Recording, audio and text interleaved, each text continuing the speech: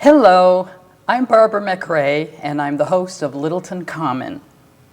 Hi everyone, I'm Melissa Hebert, and I'm an LHS alumni and co-host of Talk of the Town. And we're here with Chuck DeCoste, who is the chairman of Afrac, or the Alumni Field Renovation Advisory Committee. So Chuck, welcome. Thank you. And first of all, tell us a little bit about the committee. What is the charge and what is the scope? Okay, so as a result of town meeting in May, where funds were allocated to do a design for the renovation of Alumni Complex for the two fields and the facility itself, the Board of Selectmen put together a 9-person committee, which consists of a member of the Board of Selectmen, myself, a member of the school committee, a member of the Park and Rec committee, a member of FinCom, and a member of the PMBC, and it has 4 at-large residents. And so the 9-member board was charged with taking a look at renovating Alumni Field and coming up with ideas to do a redesign, or to do a design in order to renovate the field. So a bunch of things were looked at. We did have a concept design that was donated to us by Sean Reardon, which was what we used to kind of get the concept out there and get the funding for the design work. And that original design had removed jet field. We interviewed a number of different firms and ended up settling on Gale Associates to come up with the design we currently have. The other part of the charge that we had was to look at whether or not, in doing a renovation, should we go with a synthetic turf surface or a natural surface, a natural grass surface. So the committee worked long and hard over the course of the summer, meeting just about every week with the exception of 1 or 2 from May through last night. And we've had in excess of 20 meetings with lots of public input. Wow. They've been well-attended meetings with a lot of folks coming out and giving us input, a lot of which we've used in the design, and charged Gail with coming up with kind of bringing all of our thoughts and ideas and plans and input together and coming up with the design that we have put forth and is before us at town meeting in Article 7. Well, good. I've been talking, Chuck, as you know, to some of the seniors. Sure. I'm not going to speak for everyone, but I am going to say that some said no, they weren't for it, but others did say we need it. Sure. And they also said the thing that bothered them is that for years they've been hearing that these fields can cause injuries and they're not healthy for children. But I know that you've been doing a lot of research, and I'd like you to tell them what you feel it's Sure. worth. No, I appreciate that, and I appreciate you bringing those questions, and being a conduit. And so the biggest concern that folks have when it comes to synthetic surfaces, or artificial turf, as many people call it, is for over 20 years, the number one infill that has been used has been a product called crumb rubber. And it's called tire crumb rubber. It's crumb rubber. It's basically ground up tires. Not basically, it is ground up tires. And some folks have some real concerns about the lead content, arsenic content, because who knows what's in the vulcanized tires. And there's been some cases where there's been a higher incidence of injury, or in some cases, there's a cohort of goalies in the Northwest where there were some incidences of cancer, and so it's definitely raised an awareness. So with that heightened concern, we eliminated crumb rubber as a possibility as the infill that we would use. And we actually brought that came to town meeting. Julie Rupp, who's a member of the committee, as a citizen's petition, put that forward for us last year, and it was voted on, it passed. So we eliminated that as a possibility. So in some ways it made our lives easier, but it definitely, that's the tried and true, the proven, I would say probably 75% of the fields that are out there, the fields that have been out there for a long time, are crumb rubber as the infill. And the infill is essentially, you've got fibers, or the people call it astroturf, but it's actually longer. It's like a fiber of grass or a carpet. And in order to keep those fibers sticking up like grass and to play like grass, there has to be something to keep those fibers standing up. So that's called the infill. Okay. So the crumb rubber, it proved to be a very it was thought, and it hasn't been determined yet, we put a 3-year moratorium on it, so time will tell.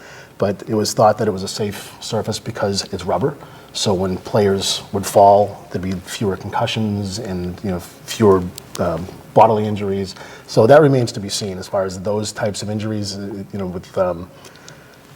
with bones and cartilage and ACL injuries and whatnot. But so we eliminated crumb rubber. We had to do a lot of research to determine there's a lot of other alternative infills. There's infills that use something that's called Nike grind, and it takes sneakers, grinds up the sneaker soles, and uses that as the infill. So you still get that playability, which feels like a natural surface, and you get that bounce, if you will. So it eliminates some of those injuries and those concerns.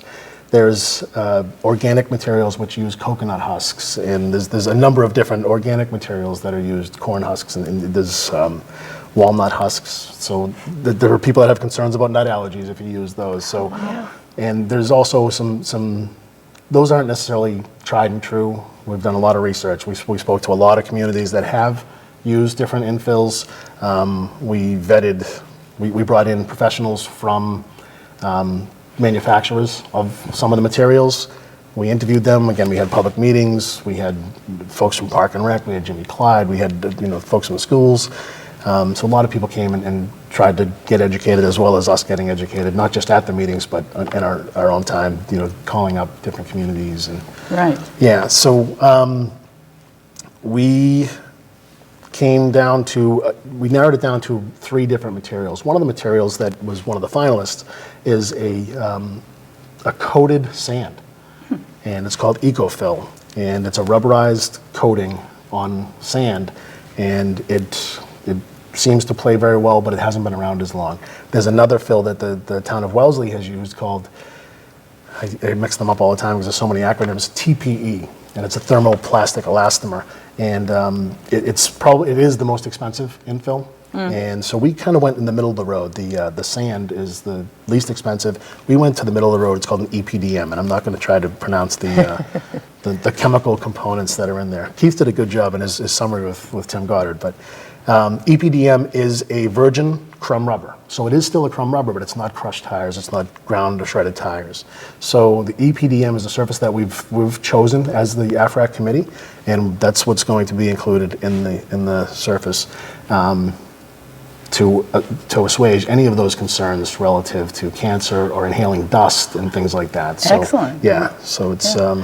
Well, it sounds like you've done a lot of research. This is great because it's important, and they're worried. And Sure. so hearing that you have done the research helps a lot. But someone also said to me that it appears that most of the athletic fields need repairs, and so why are we spending so much money on one field? It's a great question. The charge that we had was to renovate Alumni Field. One of the greatest benefits that we get if Alumni goes to a synthetic surface is that, actually, if we could bring up the design. In the design, you can see there's a lot of different colors within the green turf area, and by us putting a synthetic turf surface down, we will enable multiple sports to be played on the field. Right now, there's a crown on the field, and it's not a good surface to play football on, but we do play football on it because we don't have any place else to play football.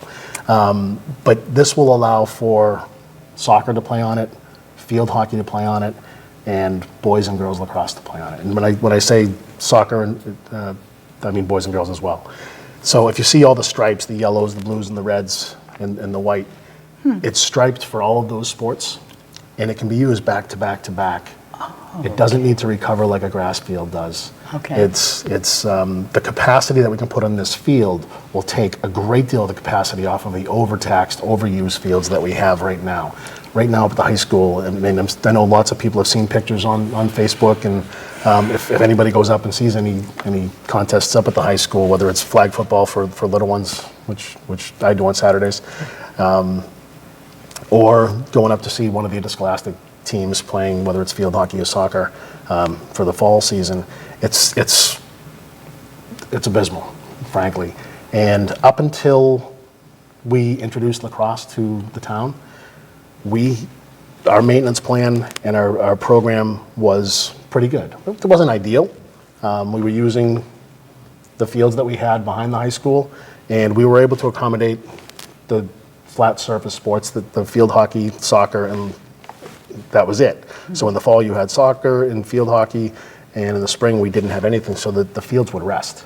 And they were allowed to have that season off, other than some youth sports that would go out there. Maybe there might be some youth soccer practices or something like that. But the field was allowed to rest. So the maintenance plan that we had in place was effective. In came lacrosse, and we really taxed those fields. Lacrosse is a very, very tough sport on fields, and field hockey, being played on the surface that the girls play field hockey, I'm in awe of the success that Diane Crowe has had with our field hockey team, because the surface that they play on, I guess it could be considered a competitive advantage, but there's clumps of grass, and it's a tough area to play field hockey at. And field hockey, if anybody watched the Olympics, you could see the surface is, it's a very tight pile carpet, if you will, and they actually infuse it with water to speed up the ball. And field hockey is meant to be played fast, and that ball stays on the surface most of the time. And it puts our players at a disadvantage. And we've actually had some athletes, high school athletes, that haven't gotten a look at from colleges, because colleges have said, we're not going to come and look at you playing on grass. It's a different game. There's no sense in us looking at it. So there's a little bit of a detriment there. Kind of getting off track, I apologize. But to answer the why just this one field, it was the charge. We were charged with renovating Alumni Field, and by renovating Alumni Field, that's going to help us to do a lot to the other fields. Okay. The other component to that is there is another article on the warrant for us to do a full assessment of all the fields in town, which includes Fay Park. It includes any of the flat green surfaces where we could potentially put some kiddos out there to play.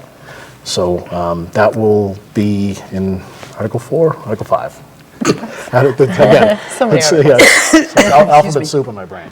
But that is part of how we're going to address the rest of the fields, and that is being addressed. Okay.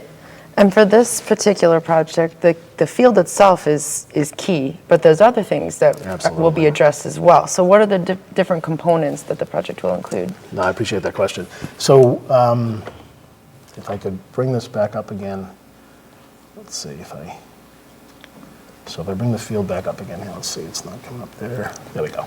So certainly the rectangular surface. We're going from where we had the green grass field and we had jet field over to closest to the middle school. So if you see on the left-hand side of the screen, the softball field has been rotated, and the ticket area is now down where the ambulance gate is, right down here. I don't know if you can see my mouse circling down there. But so that's going to be like a welcoming plaza, a main entrance, a grand entrance, versus enter in the darkness next to a little hut. And, Right. grab your ticket from one of the folks that are volunteering or working in the ticket booth. So we're going to make it more of a grand entrance because it's more of a venue. Yep. And so that's part of it. And staying on the outside of the facility, you can see all of this gray area around the perimeter. We're addressing there's a lot of parking issues, traffic flow issues, and we heard that in some of the meetings that we had, and that was certainly something we wanted to incorporate in the project. We didn't want to go into this project and end up after the fact saying, well, while we did this, we should have. So we tried to address this, which is part of the reason why we ended up a little bit north of where we had anticipated being financially to bring this project to completion. I apologize, I just brought the field up. There we go. So we will end up netting an additional 50 parking spaces. Oh, that's great. We'll Okay. improve traffic flow by having the parking all redone and creating lanes of traffic.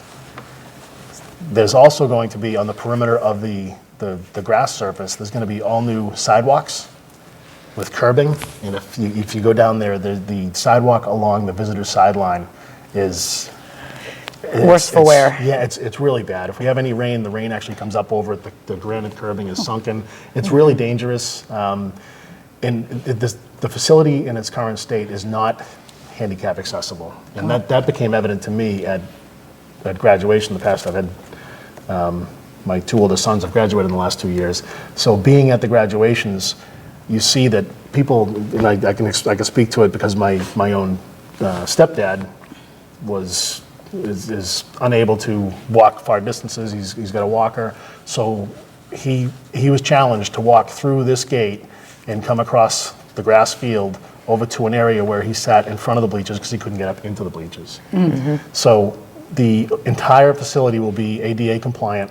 So folks that have some challenges will be able to get to the facility and see their kids, their grandkids, or their children, friends participate.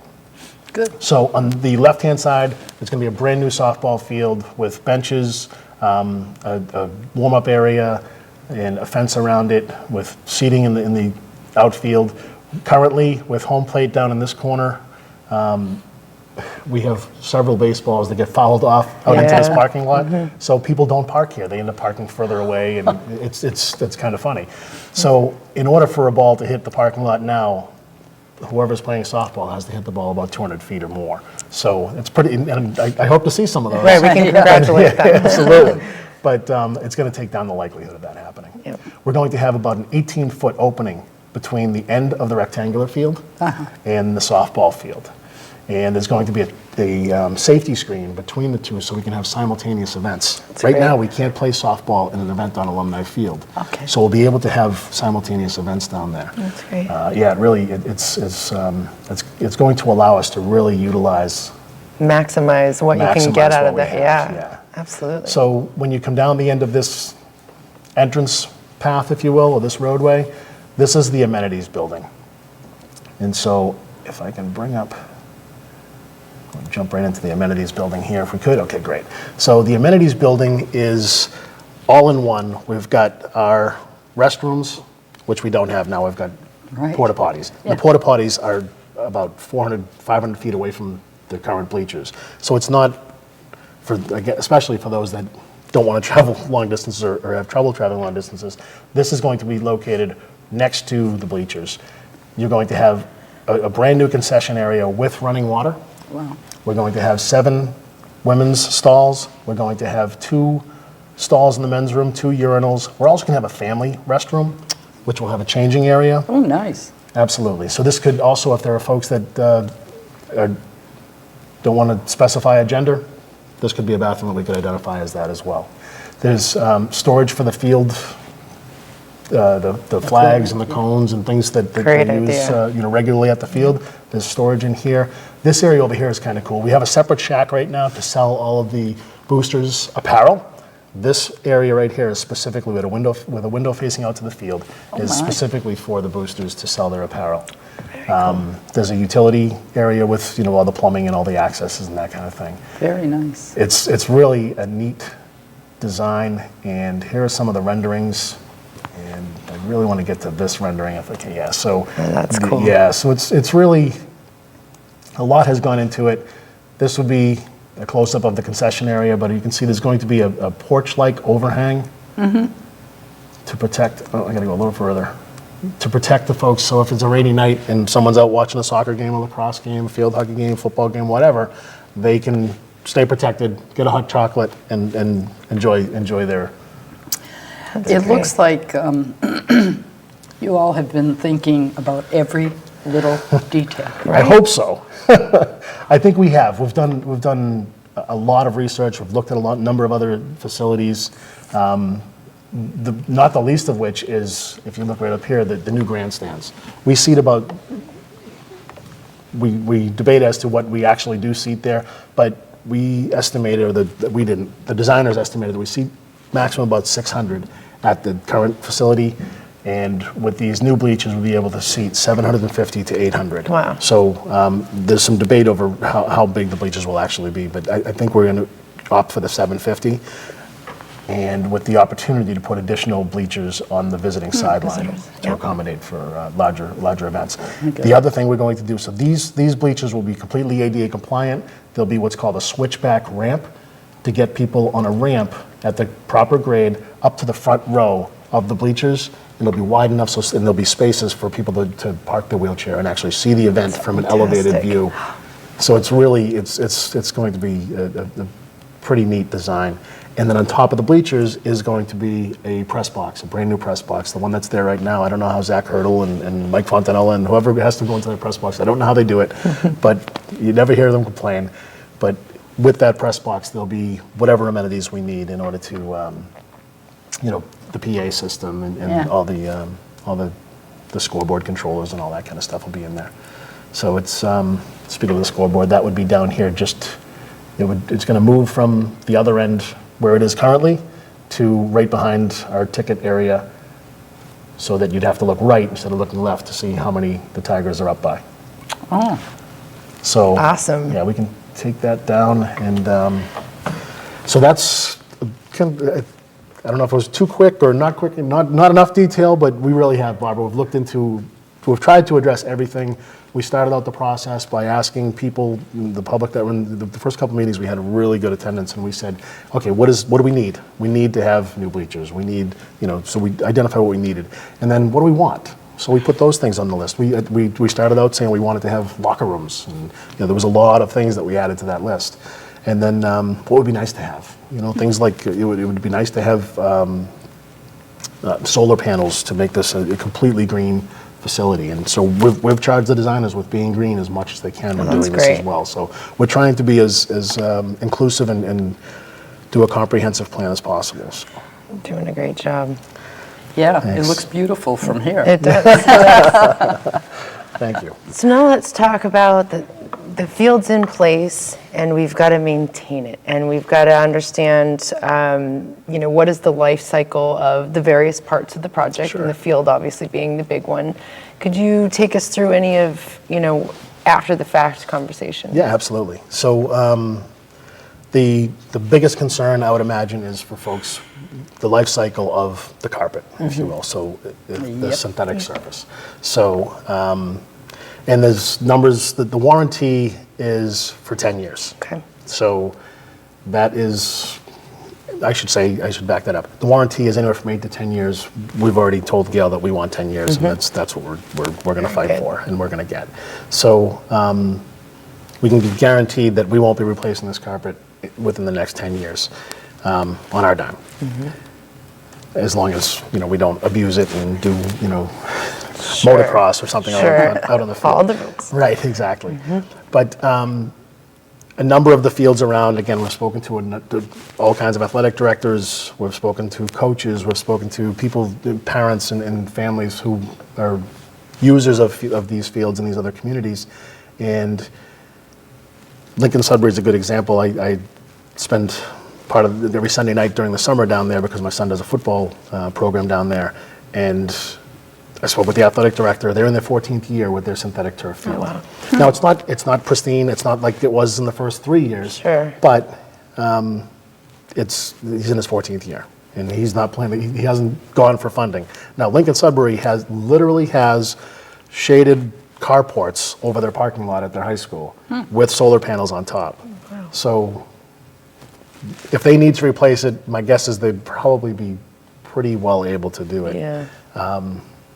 So different demographic, different socioeconomic situation probably, but that's the extreme, I would imagine. Yeah. So someone to push it to 14 or 15 years.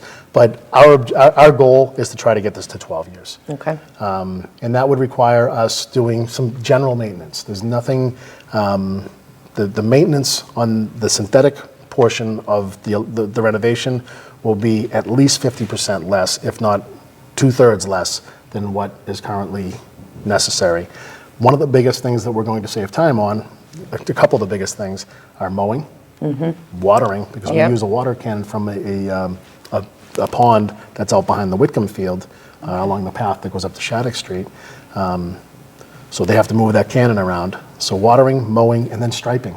Yeah. The field has to, after it's mowed, it has to Yep. be striped, and because you mow the paint off. And as the grass grows, you mow Sure. the painted lines that's off. right, that's So with us putting lines in for football, soccer, field hockey, and boys and girls lacrosse, that's what's on the estimate that we have right now, we don't have to put all those lines on. It looks pretty busy if you look at the design. I've talked to my 11-year-old plays lacrosse, and he's played on a number of these fields that have all those sets of lines on it. He said once you're on it, you don't even, if you're looking for the blue lines, Yeah, that's you all get you the see is color blue in lines. your- You yeah, really do. You yeah. focus on it, and you're kind of in the zone. But so we could potentially eliminate one of the lines, and it would save $10,000 to $15,000 by not having them stitched into the carpet. And then what we could do is we could use what's called a 2-year paint. It's a semi-permanent paint that is actually painted on, similar to what Jim Clyde's crew does right now, Sean and his crew do right now. So they would have to paint that about every 2 years. Yes, okay. So we could do that and would save $10,000 to $15,000 per line. If we decided, we're not going to do girls lacrosse on this, we could take those off, and then we did want to do a playoff game or something like that, we could step up and paint the lines on there. Again, a lot of flexibility to, There is flexibility. Yeah. You don't need anyone special to do all this. No, you really don't. It's so we included in the estimate. We have a groomer that will come with it, not a person, a machine. Okay. And that groomer, it's essentially, if anybody's ever used a sweeper for their grass clippings, Yeah. it's kind of a push sweeper. It's very similar to that, and essentially all it's doing is fluffing the fibers. Okay. And you may have to go out and level off. If you have corner kicks, for instance, in soccer, that area of that corner, some of the infill may have moved. So you just kind of, when you do this sweep, it kind of levels out Okay. so that you have a consistent playing surface. And you're making sure that those fibers are standing up, so you're leveling out the infill. So, There is a replacement cost, 10 to 12 to 15 years down the road. Mike Fontanella has done a great job of doing some comparisons of a grass versus a synthetic maintenance cost, and putting into a 10-year plan, a 20-year plan, what it would cost us as a town for the maintenance. And we come out ahead, especially when you talk about the capacity and the ability to rest the other fields and maintain the other fields and use the other fields. So it'll put us in great shape. Now, one of the other questions, and I'm not sure if this is on the agenda or not, but one of the other questions that has come up, and it's a good time to address it if you don't mind. Who owns it?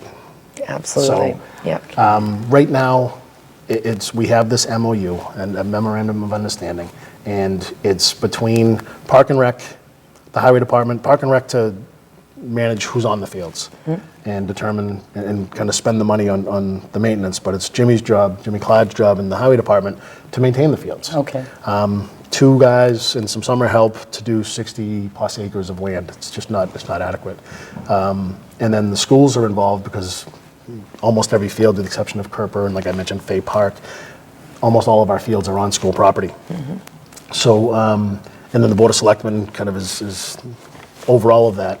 So we've had conversations with the superintendent, we've had conversations with the athletic director. So my guess is that I anticipate, and this hasn't been determined, but I anticipate that the ownership of Alumni Field will lie with the schools as far as the scheduling and the maintenance and kind of eliminate the possibility of finger pointing, because there's been a lot of that. And frankly, Jimmy and his crew have done yeoman's work and have maintained, as I mentioned before we had lacrosse, we had a good level of maintenance. When you're doing the kind of damage that we're doing to fields, no level of maintenance can bring those back. So people will argue that there were things that we could have done, aerating or slice feeding or more water, probably, but we're still not going to get them to the level of playability and the level of safety that we could if we put in a synthetic surface. So. Okay.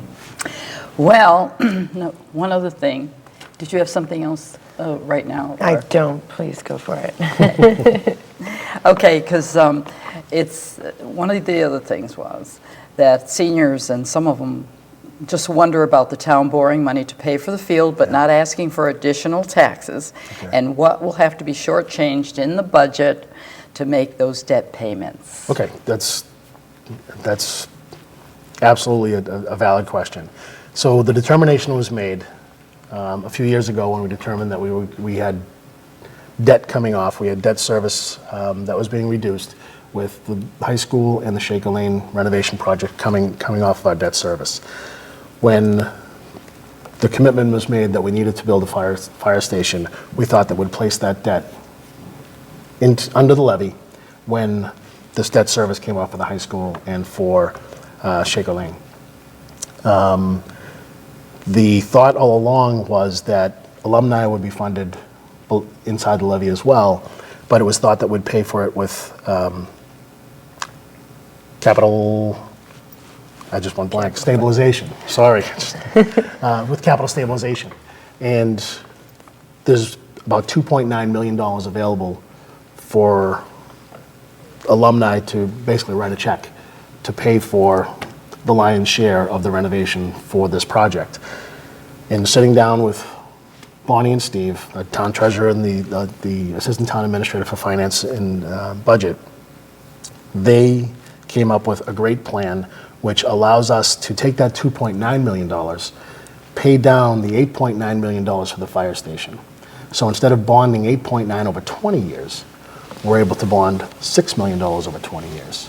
So with that much money over that term, you're paying a higher rate, and we would end up saving about $1.1 million over that 20-year term by taking the $2.9 million that we were thinking we were going to spend on alumni and placing that to pay down the debt up front. So that leaves no alternative really for alumni. What are we going to do to pay for alumni? So Steve and Bonnie realized that if we do short-term bonds, called bond anticipation notes, which the rates right now are less than 1%. They're phenomenal rates. It's a short-term borrowing mechanism that will allow us to borrow within the levy and not raise taxes, because we're paying at that current debt service level with the high school and Shaker Lane on there. By borrowing, using these bonds, what we would use is that every year we budget for about $2.5 million in capital expenditures. So we would pay down those notes, those 7 or 8 notes over the course of the next 7 or 8 years, about $500,000 a year. I think in the first year, I think would be somewhere $630,000 would be the first year's note, and we'd have to go out and get the bond and find out what the rates were and all that kind of thing. Because the rates are so low, we're not paying a lot of interest on those. And because we're taking down the fire department debt by $3 million, we're eliminating $1.1 million in interest. So I'm not by any chance saying that it's paying for itself. It's definitely not. But what we would do is, to answer your question directly, what would we be sacrificing in order to pay for alumni? Instead of being able to spend $2.5 million a year on capital expenditures, in order to pay down these notes, would have to commit to paying whatever the bond payment was every year out of that same fund source. So about $500,000 a year would automatically go for this capital investment. Okay. And it really is an investment. Okay.